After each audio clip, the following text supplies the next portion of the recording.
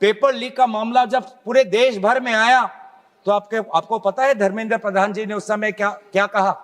उन्होंने कहा कहां हुआ पेपर लीक? नहीं हुआ पेपर लीक। और आज भी पहले 2.5 महीने तक तो उनका रवैया यही था कि कहीं कोई धांधली नहीं हुई, सरकार ने बहुत अच्छा काम किया है। 21 बच्चों की जान गई, आत्महत्या उन्होंने की।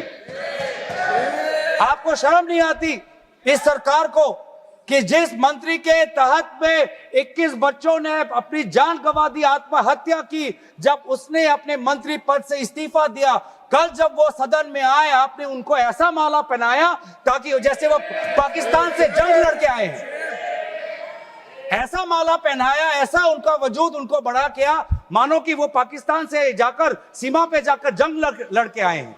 ये है उनकी सच्चाई। दुख लगता है सर। आज ये बात प्रधानमंत्री आते हैं इंस्टाग्राम के रील पर,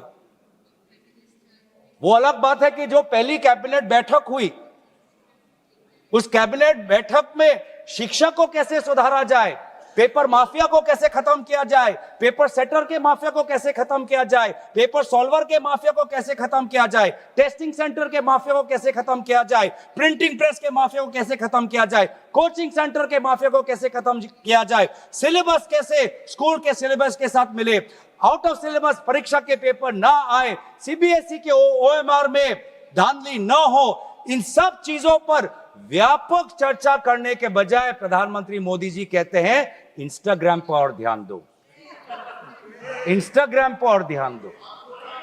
और प्रधानमंत्री जब आते हैं हाई पावर कमेटी की बात करते हैं तो 2 साल पहले जो के राधाकृष्ण की जो हाई कमेटी थी उसका क्या हुआ? 2 साल हाई कमेटी आपने गठन की, प्रधानमंत्री केंद्र सरकार के निरीक्षण में एक हाई कमेटी बनी, के राधाकृष्ण फॉर्मर इसरो के चेयरमैन। अगर वास्तविक में उन्होंने इतना बढ़िया काम किया तो 2 साल पश्चात ही आज क्यों दोबारा ऐसा पेपर लीक हुआ? सरकार यह दिखाना चाहती है कि यह बहुत गंभीर है। पिछले कुछ दिनों में पता चला कि एनटीए के लगभग 47 लोगों को बदला गया। सर, मैं इस सरकार से मैं ब्यौरा चाहूंगा कि वे जो 47 लोग हैं जिनको आपने ट्रांसफर किया या सस्पेंड किया, कौन है वो?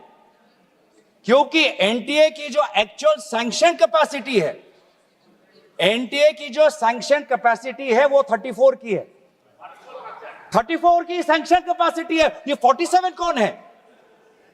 कौन है ये 47?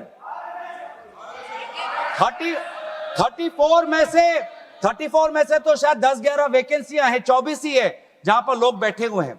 तो ये जो 47 जो सैंक्शन, ये कौन है? जो आउटसोर्स करके अपने लोगों को लाया एनटीए में, वो लोग हैं क्या? उसका ब्यौरा मिलना चाहिए। हम जानना चाहते हैं, आपने एनटीए के डीजी को बदला और एनटीए के चेयरमैन को रखा, ऐसा क्यों? ऐसा क्यों? आपको एनटीए के डीजी पर विश्वास नहीं, आपने मान लिया कि शिक्षा मंत्री धर्मेंद्र प्रधान जी का इस्तीफा होना चाहिए, आपने ये भी मान लिया, तो आपको एनटीए के चेयरमैन पे इतना विश्वास क्यों? ये हम जानना चाहते हैं। सुनाई दे रहा होगा सर, एक विशेष संगठन के साथ जुड़े हुए हैं, उसका ब्यौरा देख लीजिए, एनटीए के चेयरमैन का ब्यौरा देख लीजिए। इससे पहले वो मध्य प्रदेश के पब्लिक सर्विस चेयरमैन के वो कमीशन के चेयरमैन थे और उस समय में भी धांधली हुई,